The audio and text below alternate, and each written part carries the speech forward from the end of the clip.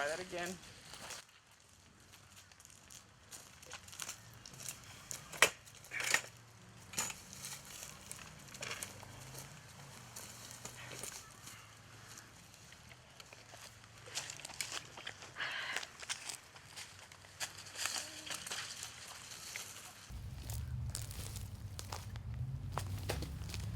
God, that tastes like NHD water. Ugh, nice. Come on. Here, take this back.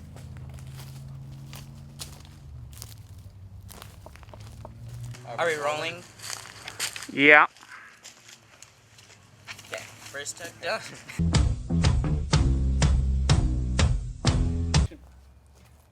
In July 1960, political parties in the Congo, later renamed Zaire and now known as the DRC, were having meetings at intervals by the week trying to achieve independence from Belgium.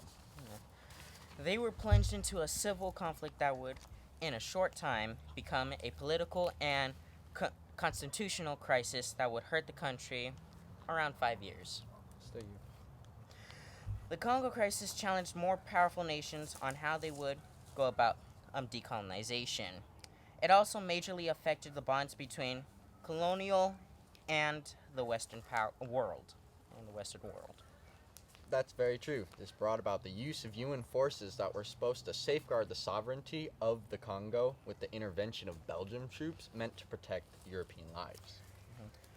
Oh, and the supposed interest following shortly after, almost immediately, had the effect of internationalizing the crisis. Yeah, never before in history had the UN helped protect the sovereignty of a country, and definitely not from invasion from a Western power. Yeah. Those actions are what created a contentious debate about the relationship of the United Nations, Belgium, and Britain with the now independent Congo. Yeah, it also raised questions about how the UN would handle managing the process of decolonization. Are we done with the first page yet? Yes.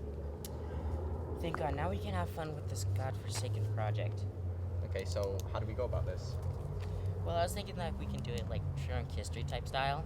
Well, how do you expect us to get drunk? We're kids. I mean, by heart anyway. Okay, here's what I was thinking. We can do, black and white shots of us having, a fight because, that's what happens.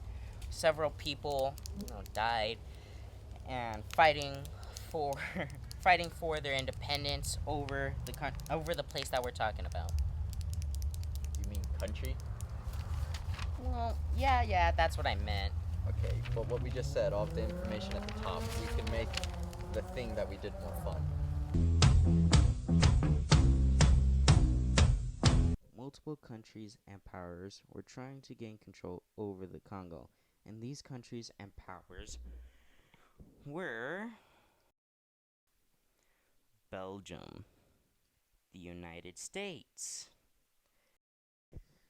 the United Nations, which is the UN, and the indigenous people of the Congo.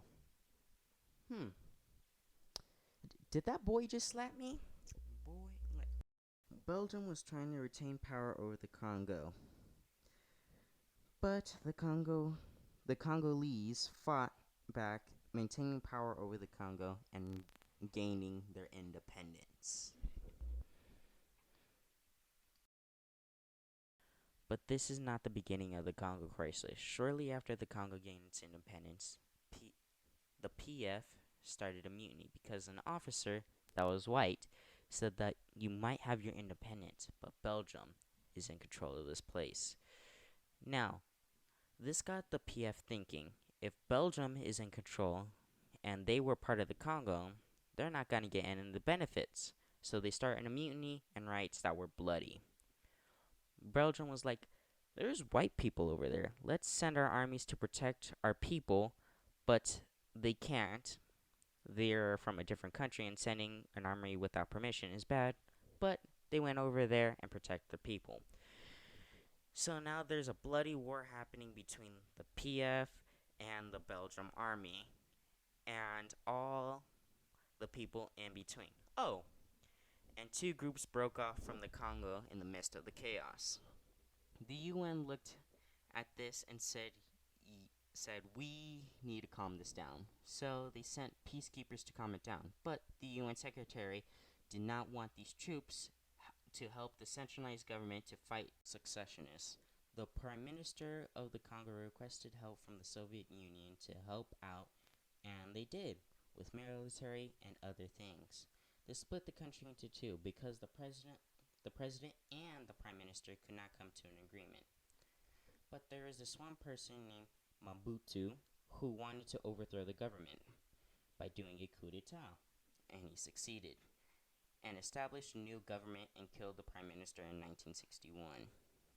A rival government called the Free Republic of the Congo was founded in the eastern city of Stanaville by the dead prime minister's supporter. It gained Soviet support but was crushed in the early 1962.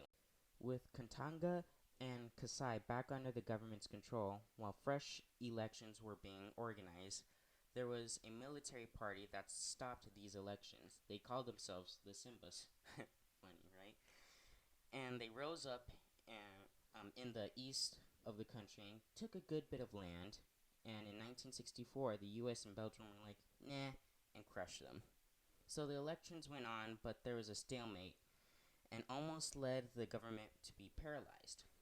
But Mobutu led another coup d'etat in 1965 and became a dictator for over 30 years.